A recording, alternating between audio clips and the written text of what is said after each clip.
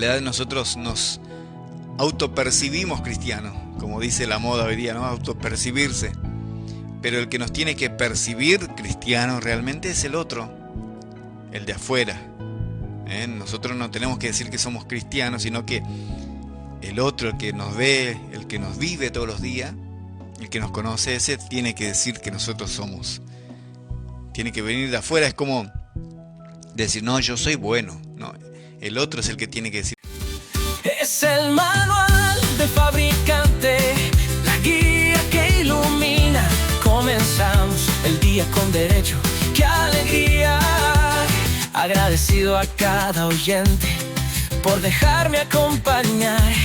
Cada mañana es especial, una nueva oportunidad. Leyéndote este fragmento que está en Primera de Pedro, en el capítulo 3. Primera de Pedro, capítulo 3, versículo 8. Dice, en fin, todos ustedes deben vivir en armonía y amarse unos a otros. Pónganse de acuerdo en todo para que permanezcan unidos. Seamos buenos y humildes, decía Pedro en esta carta. En la versión, la nueva traducción viviente, la NTV, lo dice de esta manera. Por último, todos deben ser de un mismo parecer. Hablaba de la armonía que decía en la versión anterior, ¿no? Tengan compasión unos por otros, paciencia, soportarse unos a otros, que a veces tanto cuesta. Ámense como hermanos y hermanas. Sean de buen corazón y mantengan una actitud humilde. ¿Por qué será, no? Resalta la humildad. ¿Será que muchas veces somos orgullosos y lo que menos aparece en nuestra vida es la humildad? La nueva versión internacional dice así, en fin, vivan en armonía. Vivan en armonía los unos con los otros, compartan penas y alegrías, practiquen el amor fraternal, sean compasivos y humildes. Y por último, la versión más antigua de la Biblia en español, la versión Reina Valera 1960. La revisión en ese año, mejor dicho, porque es más vieja todavía. Dice así, en fin, sed todos de un mismo sentir, compasivos, amándoos fraternalmente, misericordiosos, amigables. Eso está en Primera de Pedro, capítulo 3, versículo 8. Me tomo un traguito de café.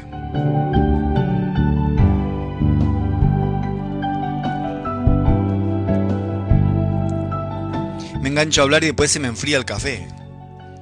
Y lo tengo que terminar tomando frío al final. Pedro, te doy una característica de Pedro. Pedro era un tipo terco, como Marcelino, como vos. Somos tercos.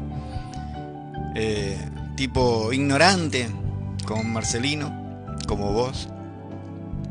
Un tipo tosco, pero tenía convicciones él. Pero también era humano. Era un pescador que se ganaba la vida pescando. Un hombre de manos con callos, manos gruesas. Seguramente al saludarlo a Pedro, vos podías sentir esas huellas digitales de la mano dura de un hombre que trabajaba mucho.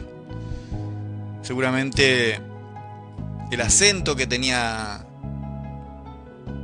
Pedro sería como el acento de la gente de la chacra de acá en Misiones, ¿no? Que no es... Hay mucha sinceridad en sus palabras, pero es un idioma, un léxico medio tosco para poder hablar. Quizás se le dificultaba algunas palabras. Vivía en su barcaza y con sus amigos. Quizás algunos chistes verdes. De todo. Un hombre de mundo era Pedro. Hasta el día que él le conoció a Jesús y Jesús lo invitó a seguir. Y él dejó todo, porque le dijo a Pedro, desde hoy en adelante vas a ser un pescador de hombre. Y fue así. Se preparó 3 años al lado del maestro. Y en la última prueba, falló. Pero eso no hizo que él bajara los brazos. Él amaba a Jesús. En una oportunidad él sabía que Jesús se iba a Jerusalén y lo iban a atrapar ahí, lo iban a crucificar, porque Jesús lo había dicho y dice: no, Señor, yo no voy a permitir que vayas. Y Jesús lo reprende. Es más, le dice, como lo estaba usando Satanás, le dije: vete de mí, Satanás. Pedro se habrá sorprendido porque se había dejado usar por aquel que era opositor a esa misión que venía Jesús a hacer. La última noche, Jesús, demostrando la humildad, dijo: bueno, le voy a lavar los pies a todos ustedes, para demostrar que nadie era mayor que otro, sino que el maestro mismo estaba lavando los pies a los discípulos. Pedro dijo: no, por favor, Señor, a mí jamás me vas a lavar los pies. Entonces Jesús le dice: pero Pedro, es solo los pies y la cabeza. Solo los pies, dice, porque después Pedro le pide más, ¿no? Porque si no, no vas a tener parte conmigo en el cielo. Y entonces Pedro le dice: pero Señor, entonces no me laves solo los pies, sino que la cabeza también. Jesús le dice: no, ustedes están limpios, aunque no todos. Y se refería ahí a Judas, que le estaba por entregar. Jesús sigue hablando después y le dice lo que iba a pasar. Pedro dice: Señor, yo voy a dar mi vida por vos, no voy a permitir esto. Y Jesús le dice: mira, Pedro, antes que cante el gallo 3 veces, me habrás negado. Y así fue. En la última prueba falló Pedro. Pero eso no permitió que él bajara los brazos. Se habrá sentido... Ay, no me quiero ni imaginar cómo te habrá sentido, Pedro, en ese momento que te diste cuenta que le fallaste. Pero Dios lo transformó y fue un gran hombre, alguien que marcó prácticamente todo el Nuevo Testamento, como Pablo. Y él le escribía en esta carta: en fin, sean todos de un mismo sentir, estén en armonía, amándose unos a otros, compasivos unos con los otros, fraternalmente, misericordiosos, amigables. Esa es la palabra que quiero compartir con vos esta mañana. Pedro,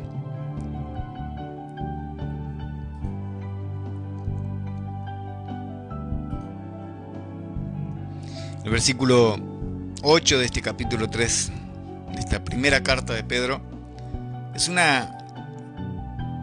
un reto, ¿no? Como que nos está retando. Es una exhortación que nos escribe Pedro en esa carta, pero a la unidad dentro de la comunidad cristiana, ¿no? Dentro de aquellos que se sienten discípulos, de aquellos que pueden decirse cristianos. En realidad nosotros nos autopercibimos cristianos, como dice la moda hoy día, ¿no? Autopercibirse. Pero el que nos tiene que percibir cristianos realmente es el otro, el de afuera. Nosotros no tenemos que decir que somos cristianos, sino que el otro, el que nos ve, el que nos vive todos los días, el que nos conoce, ese tiene que decir que nosotros somos. Tiene que venir de afuera. Es como decir: no, yo soy bueno. No, el otro es el que tiene que decir que sos bueno. Yo soy un tipo honesto. El otro es el que tiene que decir que sos honesto. Lo mismo pasa si nosotros seguimos a Cristo. Que el otro vea la transformación que hemos tenido. El apóstol Pedro había sido testigo de la persecución de la iglesia en aquel tiempo. Él había sufrido la persecución en la iglesia primitiva. Y él sabía, por supuesto, que la unidad dentro de la congregación era esencial para seguir sobreviviendo, para que la iglesia tenga una supervivencia y un crecimiento en sí misma. Pedro también sabía que la unidad era una parte vital de la identidad de aquellos que seguían a Cristo, de los cristianos.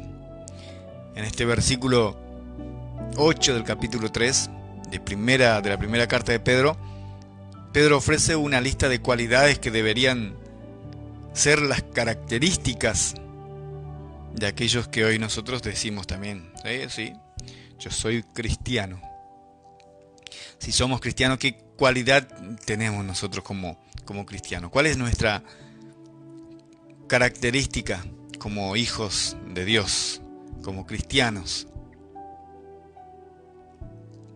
En fin, decía Pedro, sé todos del mismo sentir. Tenemos que pensar todos igual. Y eso tanto cuesta hoy, ¿no? Hay tantas denominaciones, prácticamente parecieran sectas. ¿Será que no nos damos cuenta? Cada uno tira para su molino, para su lado. Es más, no se dan con la otra denominación. Lo ven de una manera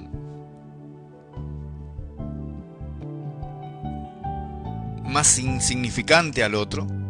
Y cada uno creemos que nosotros somos los dueños de la verdad. Ah, pero usted conoce la verdad. ¿Sabe cuántas veces escuché esa palabra? Ese dicho. Ah, pero usted conoce la verdad. Nosotros conocemos la verdad. ¿De qué sirve conocer la verdad si no lo practicamos, no?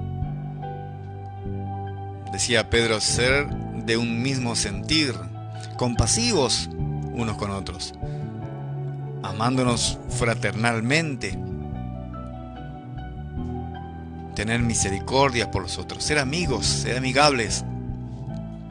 La unidad es esencial en aquellos que sirven a Dios, en aquellos que buscan a Dios, porque la verdad que la unidad es la que da testimonio de amor, que da testimonio de nosotros. Es más, Jesús dijo en una oportunidad que la gente que no lo conocía a Él nos iba a conocer a nosotros por el amor que nosotros teníamos los unos con los otros.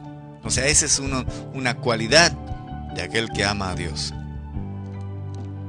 Jesús dijo, en esto os conocerán, todos, en esto os conocerán, que ustedes son mis discípulos.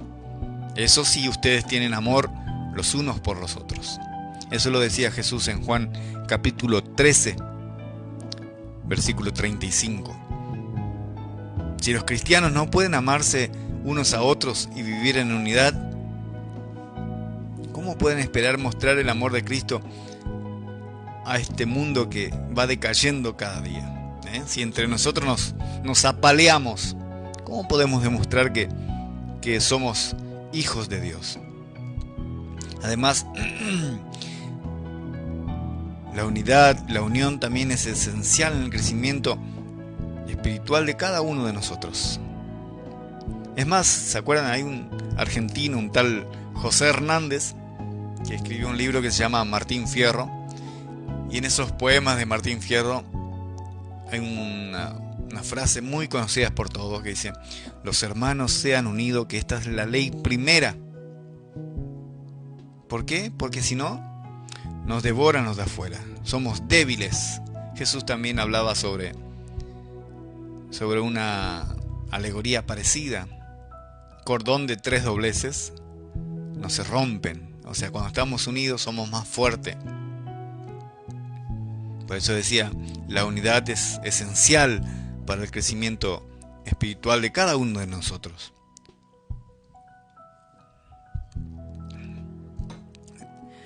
La comunidad, el grupo cristiano, está diseñado de parte de Dios, o diseñado por Dios, para ayudar en el crecimiento y la madurez espiritual de cada uno de sus miembros. La unidad y el amor fraternal, como decía Pedro acá, esos son fundamentales para este proceso. que estemos unidos, que tengamos un mismo sentir, que tengamos amor fraternal unos con los otros. Solo cuando los cristianos viven en armonía, como dice algunas versiones, viven en unidad, pueden edificarse mutuamente y crecer juntos en la fe. A mí me gusta la música y la definición de música dice que es el arte de unir el sonido. Pero no solamente unir el sonido, sino que unirlo en armonía, dentro de una misma escala, dentro de un mismo conjunto de notas.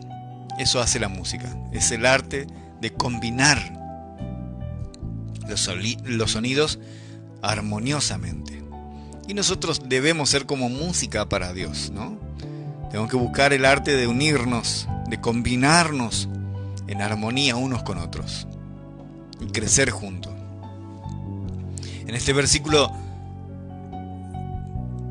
8 del capítulo 3 de la primera carta de Juan, Pedro ofrece una lista de cualidades para que nosotros tengamos en cuenta, que son esenciales, por supuesto, para vivir en unidad. Ser de un mismo sentir, ser compasivos, amándonos fraternalmente, ser misericordiosos unos con otros. La primera cualidad es ser de un mismo sentir. Creo que ahí encierra todo, ¿no? Ser de un mismo sentir, estar en armonía uno con el otro. Se refiere a la necesidad de tener una misma mente, un mismo sentir, estar unánimes, de pensar de una manera coherente, de estar en unidad, en la verdad de esa buena noticia que dejó Jesús. Eso significa que cada uno de nosotros, aquellos que nos denominamos cristianos, debemos estar dispuestos a dejar de lado cualquier diferencia que tengamos, personal por supuesto, y enfocarnos en lo que nos une, no en lo que nos desune. Enfocarnos en el amor por Cristo, enfocarnos en nuestro compromiso con esa buena noticia que Él nos ha dejado. Tenemos que ponernos de acuerdo, ya somos viejos, ya somos grandes. La compasión es la segunda cualidad en este sentido. Esto se refiere a la capacidad de sentir empatía, de sentir comprensión entre nosotros, con los demás. Que esté presente eso, ¿no? Es necesario sentir el dolor y también la alegría del otro, como si fueran nuestro propio dolor y nuestra propia alegría. Y esto seguro es un reto para cada uno de nosotros. Es un desafío para cada uno de nosotros. Pero es esencial vivir de esa manera, ¿no? Vivir en armonía. Las cualidades que da Pedro en este texto, ¿no? Tercera cualidad podría ser, como dice él, el amor fraternal. Amarnos los unos a los otros. Prácticamente es la definición de ser discípulos. Es amarnos unos a los otros. Así como dijo Jesús, que en esto la gente nos va a conocer, que nos amamos los unos a los otros. Más allá de la armonía, también está el amor entre nosotros, de cuidarnos, de protegernos. Y esto es crucial para la unidad. Este amor que habla Pedro ahí va mucho más allá del afecto superficial que podemos tener. Hola, che, ¿cómo andás? ¿Todo bien? ¿Lindo día? Va mucho más allá de eso. Y se extiende hacia el cuidado y la responsabilidad que tenemos los unos por los otros. También puede haber otra cualidad que es la misericordia.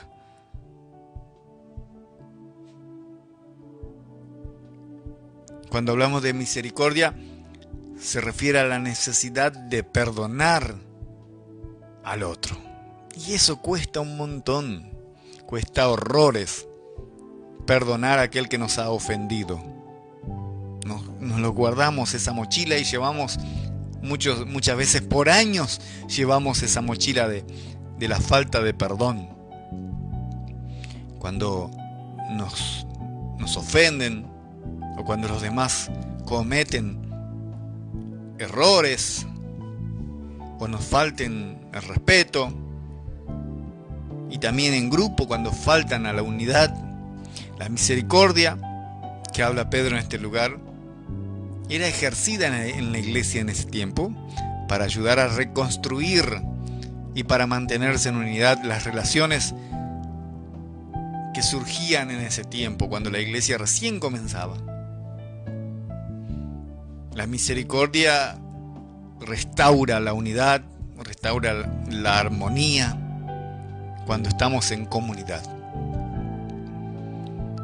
Y Pedro hablaba de misericordia, ¿no? El perdonar al otro. Y por último, quizás la cualidad que sigue es la amabilidad, de ser amables unos con los otros. En este texto de la versión vieja decía ser amigables.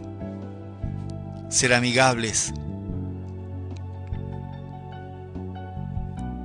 Creo que esa es una de las cualidades que debe pisar fuerte también. Esto significa tener una actitud positiva y estar dispuesto a ayudar al otro, a sentirse amigo en cualquier momento, en cualquier situación. Ahí está mi amigo.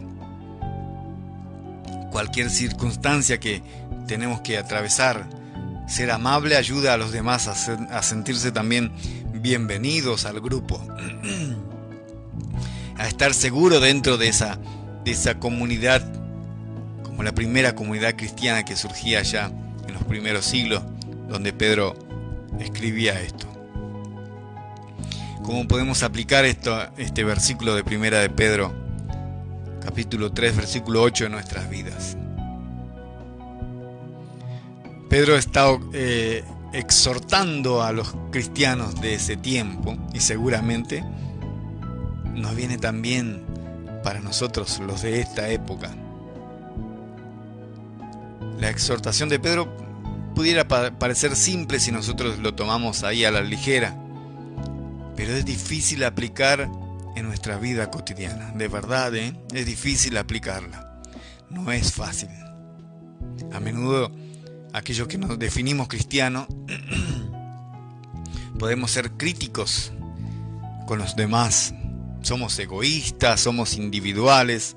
Sin embargo, el superlibro, la Biblia, nos llama a ser diferente a esa posición que muchas veces tomamos. Es necesario ser conscientes también de nuestras propias debilidades. ¿O somos todos superhéroes que no tenemos debilidades? Ser consciente y estar dispuesto a esforzarnos cada día para vivir una vida con ese adorno que es el amor,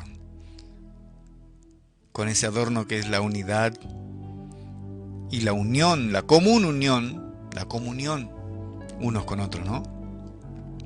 La clave de vivir en unidad, en comunión, es mirar más allá de nuestra diferencia. En Argentina es un tiempo de política ahora, ¿no? Donde están todos tratando de llegar al sillón presidencial. Y uno de los candidatos, cuando por ahí enfatizan en el candidato, la respuesta que ellos dan, dicen que el candidato no es importante, sino que la idea es importante. Le dicen las ideas de la libertad. No es importante el candidato en cuestión, sino las ideas que llevan ese grupo de personas. ¿Por qué voy a esto? Porque como decía, la clave de lo que decía Pedro también es la idea de vivir en unidad, más allá de nuestras diferencias propias, ¿no? Sino, ¿qué es lo que tenemos en común? Enfocarnos en lo que realmente nos une a nosotros. Debemos centrar nuestro eje, centrarnos en nuestro amor que tenemos, el amor que tenemos cada uno de nosotros por Cristo, en nuestro amor por la verdad, enfocarnos en nuestro compromiso por llevar esa misión que Él nos ha demandado, ¿no? De compartir las buenas noticias, de llevar el Evangelio al mundo entero. En eso deberíamos enfocarnos. No en nuestras relaciones individuales. Tenemos que enfocarnos en llevar una buena noticia a un mundo que se decae cada día. No importa nuestras relaciones personales. Ahora, ¿estamos viviendo en unidad con aquellos que nos encontramos una o dos veces por semana para cantarle a Dios, que tenemos ese mismo sentir? ¿Estamos viviendo en unidad con nuestros hermanos en la fe, nuestros hermanos en Cristo? ¿O hay divisiones y conflictos en nuestras vidas, aún con aquellos que nosotros nos unimos para profesar nuestra fe? A veces surge ¿cómo será allá arriba, che, si nos peleamos? ¿Cada uno tendremos una nube diferente? ¿No? Que a veces pensamos así. ¿Cómo vamos a hacer para estar allá arriba si acá no nos quisimos? ¿Cómo vamos a soportarnos allá arriba? ¿Estamos dispuestos? ¿Será que estamos dispuestos a esforzarnos en ser compasivos, en comprender al otro, en ser amable, misericordioso, en tener un amor fraternal con aquellos que nos rodean? La exhortación de Pedro es una llamada a la acción también, no tanto una exhortación, sino también a actuar de una manera diferente. Y es hora de que los cristianos se unan y se comprometan con la armonía, con la unidad, con el amor fraternal. Solo a través de esa unidad, cada uno de nosotros podemos mostrar a este mundo decadente que somos verdaderos seguidores de Cristo. Solamente de esa manera. Tenemos que entender cuál es el eje, el centro de nuestro eje en Dios. Tenemos que entender una vez por todas. Pero amados, no ignoréis que para el Señor un día es como 1000 años, y 1000 años para Él es como un día. Así decía Pedro también en otra parte de una de las cartas que le enviaba. Tenemos que tener en cuenta nosotros, cada día que el tiempo pasa, que nosotros no manejamos el tiempo, y a veces nos sorprende el tiempo en la mitad del camino, y todo lo que deberíamos hacer no lo hicimos, y a veces tenemos que presentarnos delante del Señor de una manera imprevista. Ojalá que cuando llegue el tiempo nosotros hayamos cumplido con lo que Él nos ha delegado a cada uno de nosotros. Ojalá que nos encontremos preparados cuando llegue el tiempo de presentarnos frente a frente con Él. Ojalá que sea así, de esa manera.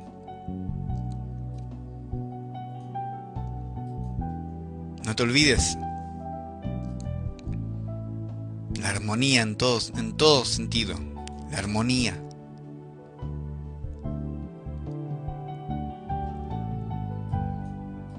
Porque nosotros vivimos para Él. Somos creados para servirle y hacer lo que Él quiere que hagamos, para beneficio suyo, no para el nuestro. Es el manual del fabricante, la guía que ilumina. Comenzamos el día con el pie derecho, que